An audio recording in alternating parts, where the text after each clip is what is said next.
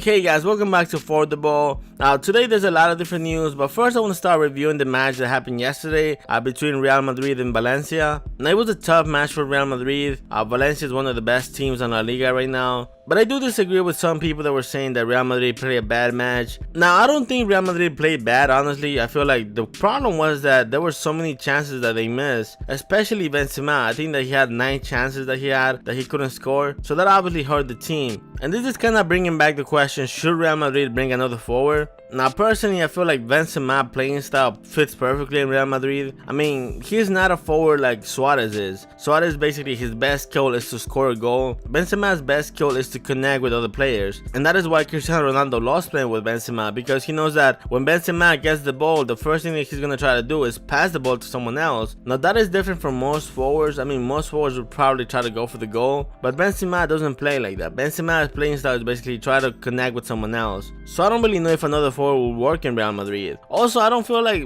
all the blame is on Benzema. Obviously, he missed so many chances, but I feel like other players like Bale, for example, they have to improve a lot more. Like right now, I don't really see how Bale will start in Real Madrid if Cristiano Ronaldo is back, because right now I feel like the starting attack for Real Madrid when Cristiano Ronaldo comes back is going to be Cristiano Ronaldo, Benzema, and Asensio. Because I mean, the difference between Asensio and Bale right now are insane. I mean, Asensio is basically putting the team on his back, and Bale is having a rough time at the beginning of the season, honestly. And it will be a bit disappointing to have someone like Bale come out of the bench because he has so much talent. But like I said again, right now I feel like Bale is not giving Real Madrid anything right now. Yesterday you saw that Zidane changed him out for Lucas, and I thought that the team kind of improved after that a bit, honestly. But another thing to keep in mind was that Real Madrid was a bit underhanded. I mean, yesterday they didn't really have a back center. Casemiro was playing as back center, and that's obviously not his position. In the middle of the field, they missed Casemiro. I feel like Kondogbia basically controlled the whole match. Also, Isco had a really bad match. But that being said, I don't know if he was injured, because after the match was over, there's some reports saying that Isco had a headache. And after Zidane changed him, he was throwing up, so that might be a reason why. So I think all of that got put together where Benzema had a bad match, Bale had a bad match, Isco was off, and they were playing against Valencia, that is one of the best teams in La Liga. So altogether, I just feel like they had a bad day. That being said, you don't want to lose too many points at the beginning of the season, because sometimes that is the reason why you lose the title. But the season just started, so I just feel like Real Madrid can obviously improve. Now let's move on to some other news. Now today was the presentation of Dembele in Barcelona. Now there were some problems actually with the contract signing, because the contract between Dembele and Borussia Dortmund was not finalized. If you guys remember, at the end Dembele basically refused to play with Dortmund, and he also refused to train. So because of that, Dortmund put a penalty on Dembele, and that penalty needed to be paid before the contract between Dembele and Borussia ended. So that kind of took an hour to be resolved, and after that Dembele signed the contract with Barcelona, and then he was presented. In the presentation, he said that coming to Barcelona is a dream that he had since he was a kid, and that he hopes to win a lot of titles with Barcelona. Honestly, I cannot wait to see how Dembele plays with Messi. I feel like that combination is going to be interesting to see.